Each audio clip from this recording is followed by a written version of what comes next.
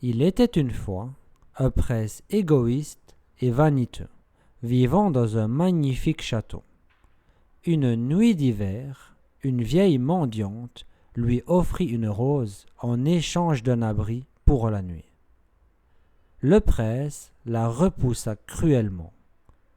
La mendiante se transforma alors en une belle enchanteresse et, pour punir le prince de son manque de compassion, elle le transforma en une bête hideuse. Elle jeta également un sort sur le château et ses serviteurs, les transformant en objets enchantés. La seule manière pour la bête de briser la malédiction était d'apprendre à aimer et d'être aimé en retour avant que le dernier pétale de la rose enchantée ne tombe. Dans un village voisin vivait Belle, une jeune femme intelligente et indépendante qui aime lire des livres et rêver d'aventures. Belle vivait avec son père, Maurice, un inventeur excentrique. Les villageois trouvaient Belle étrange à cause de son amour pour la lecture. Et Gaston, un chasseur arrogant, la convoitait, mais elle rejetait ses avances. Un jour, Maurice se perdit en forêt, en route pour une foire, et se retrouva au château de la bête. Effrayé par l'apparence de la bête, Maurice tenta de fuir, mais fut capturé et emprisonné. Son cheval, Philippe, retourna seul au village et mena Belle jusqu'au château. Belle arriva au château et supplia la bête de libérer son père. Elle proposa de prendre sa place, et la bête accepta. Maurice fut relâché et Belle devint la prisonnière du château. Bien que terrifiée au début, elle se lia d'amitié avec les serviteurs enchantés, dont Lumière le chandelier, Big Ben l'horloge et Mrs. Samovar la théière. Au fil du temps, Belle et la bête commencèrent à se rapprocher. La bête, influencée par la gentillesse et la patience de Belle, apprit à devenir plus doux et attentionné. Ils partagèrent des moments magiques, comme la célèbre danse dans la salle de bal illuminée. La bête commença à espérer que Belle pourrait être celle qui briserait la malédiction. Pendant ce temps, Gaston, frustré par le rejet de Belle, planifia de la forcer à l'épouser. Il manipula les villageois pour qu'ils croient que Maurice était un fou en racontant des histoires sur la bête. Gaston monta une foule en colère pour attaquer le château et tuer la bête. Belle, ayant appris les plans de Gaston, retourna au château pour prévenir la bête. Une bataille éclata entre les villageois et les serviteurs enchantés. Gaston affronta la bête et le blessa grièvement. Cependant, Belle intervint, et en voyant son amour pour lui, la bête trouva la force de se défendre. Gaston tomba du château et mourut.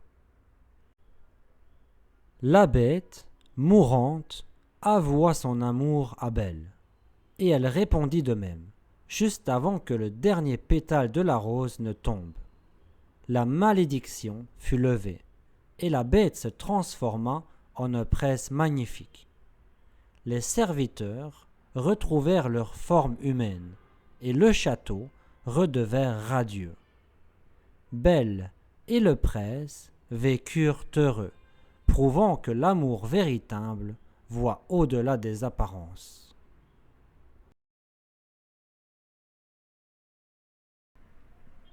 Dans le Paris des années 1910, une vieille dame riche et excentrique nommée Madame Adélaïde vit dans une somptueuse maison avec ses 4 chats. Duchesse, une élégante chatte blanche, et ses 3 chatons espiègles, Toulouse, Berlioz et Marie. Ils vivent une vie confortable et raffinée, aimée et choyée par Madame. Madame Adélaïde décide de rédiger son testament et annonce à son fidèle majordome Edgar qu'elle léguera toute sa fortune à ses 4 chats, avec Edgar comme exécuteur testamentaire. Edgar, croyant qu'il héritera de la fortune après la mort des chats, élabore un plan pour se débarrasser d'eux. Edgar drogue la nourriture des chats et les emmène en moto dans la campagne pour les abandonner. En chemin, il est attaqué par 2 chiens de garde, Napoléon et Lafayette, et perd sa moto ainsi que les chats, qui se retrouvent seuls et désorientés, loin de chez eux.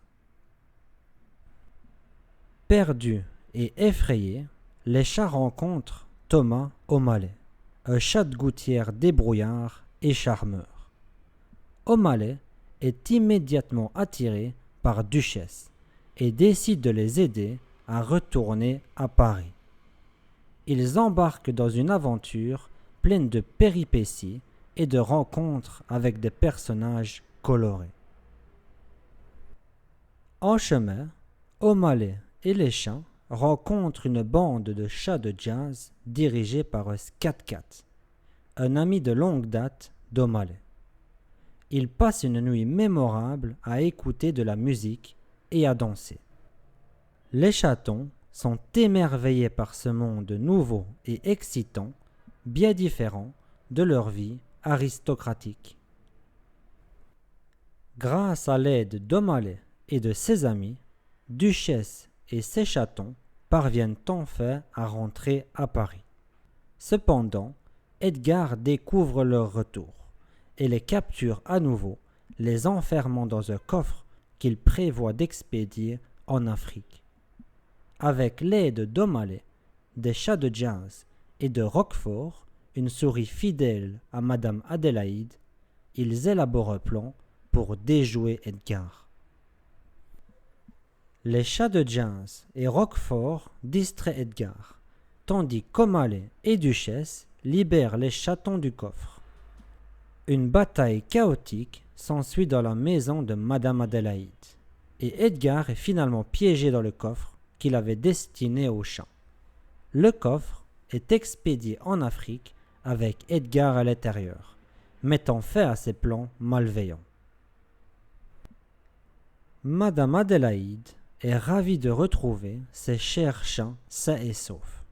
Reconnaissante envers O'Malley pour son courage et sa gentillesse, elle décide de l'adopter dans la famille. Les chats aristocratiques et le chat de gouttière forment une nouvelle famille heureuse, combinant les meilleures qualités des 2 mondes.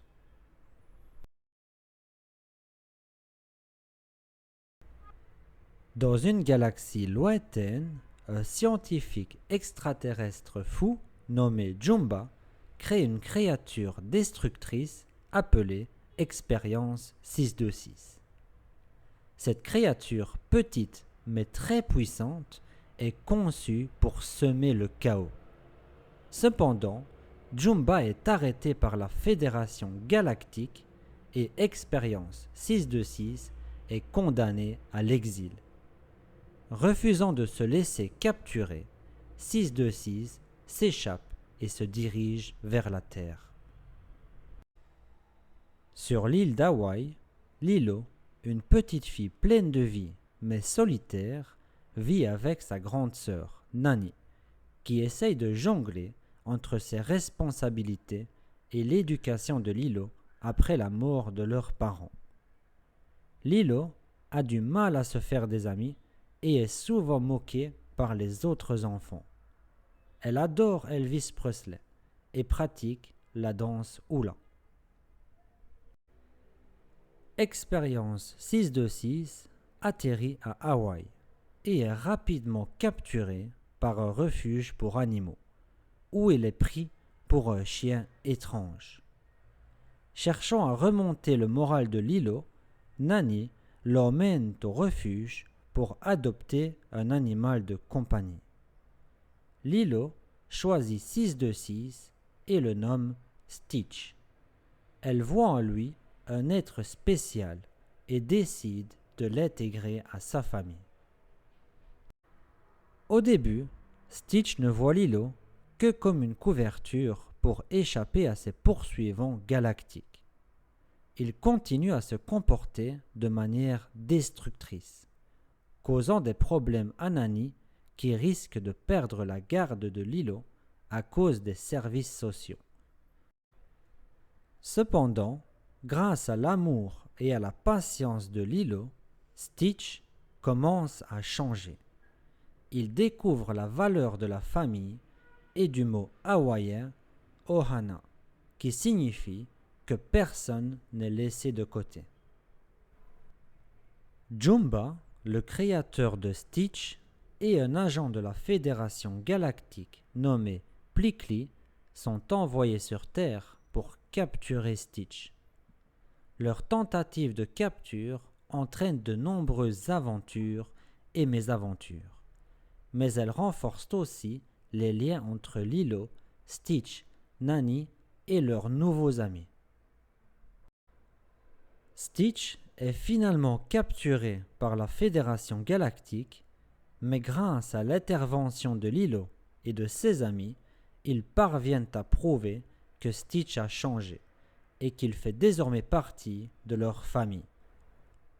La grande chef de la Fédération, impressionnée par la transformation de Stitch et l'amour de Lilo pour lui, décide de laisser Stitch rester sur Terre avec sa nouvelle famille.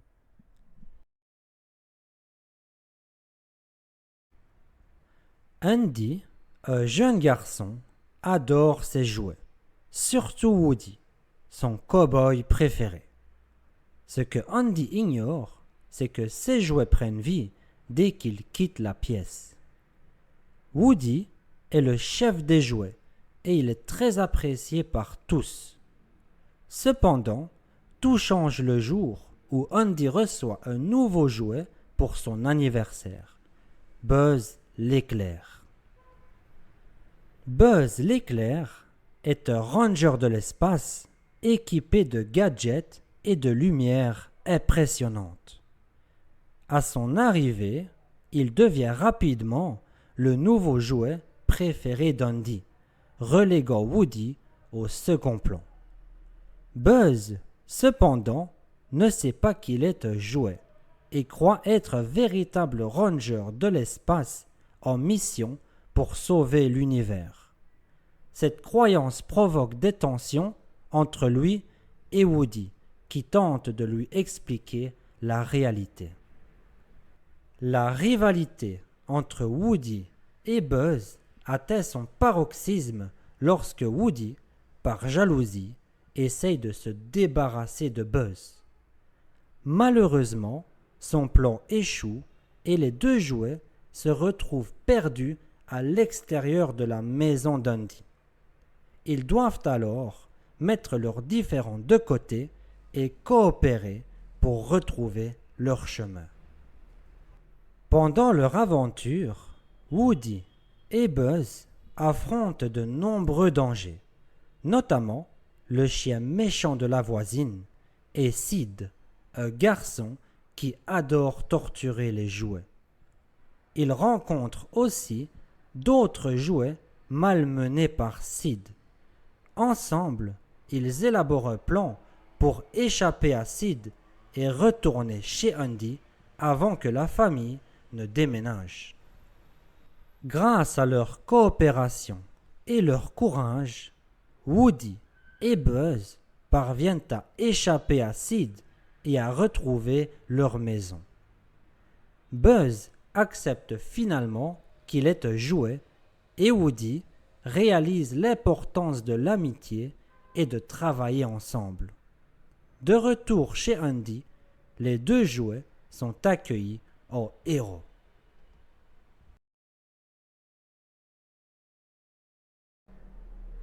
Le roi lion. Il était une fois, dans la vaste savane africaine, un majestueux royaume dirigé par le roi Mufasa et la reine Sarabi. Un beau matin, un événement extraordinaire eut lieu, la naissance de leur fils, Simba.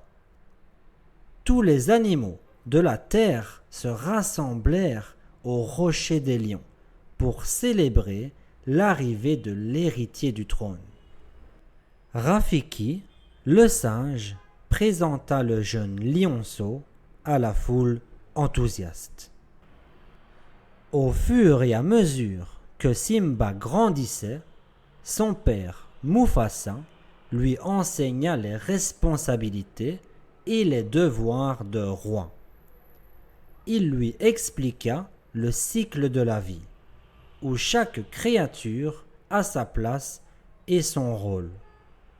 Un jour, ils montèrent au sommet du rocher des lions, et Mufasa montra à Simba leur vaste royaume, lui disant « Tout ce que touche la lumière est notre royaume ». Cependant, tout n'était pas paisible dans le royaume. Scar, le frère jaloux de Mufasa, aspirait au trône et méprisait Simba, qui lui bloquait la route vers le pouvoir. Scar conçut alors un plan diabolique pour éliminer Mufasa et Simba. Un jour, Scar piégea Simba dans un canyon et fit en sorte qu'un troupeau de gnous se précipite vers lui dans une panique effrénée. Mufasa, en entendant les appels désespérés de son fils, se précipita pour le sauver. Il parvint à mettre Simba en sécurité, mais il fut lui-même piégé par le troupeau en furie. Scar, au lieu de l'aider, le précipita vers une mort certaine. Simba, traumatisé et accablé de culpabilité par les mensonges de Scar, s'enfuit loin de la terre des lions. Scar prit alors le contrôle du royaume, menant la terre à la ruine avec l'aide des hyènes, ses sinistres acolytes.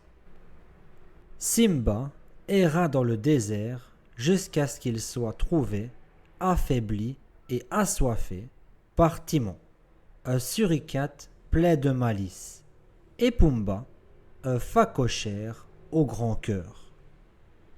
Ils prirent soin de lui et lui apprirent à adopter une philosophie de vie insouciante, Hakuna Matata, ce qui signifie pas de soucis.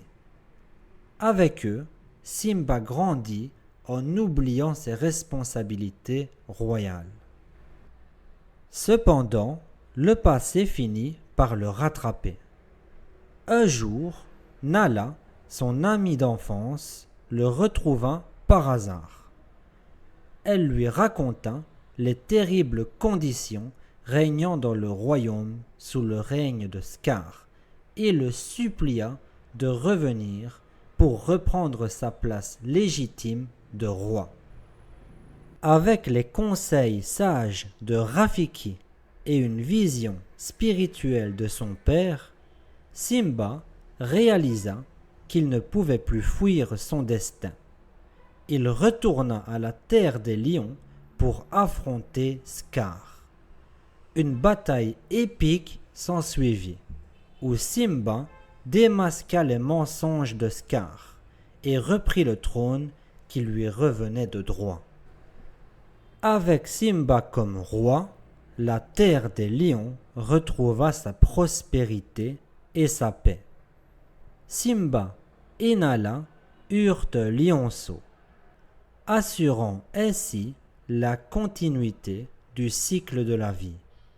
Et ainsi, le cercle de la vie se poursuivit, unissant passé, présent et futur dans une harmonie éternelle.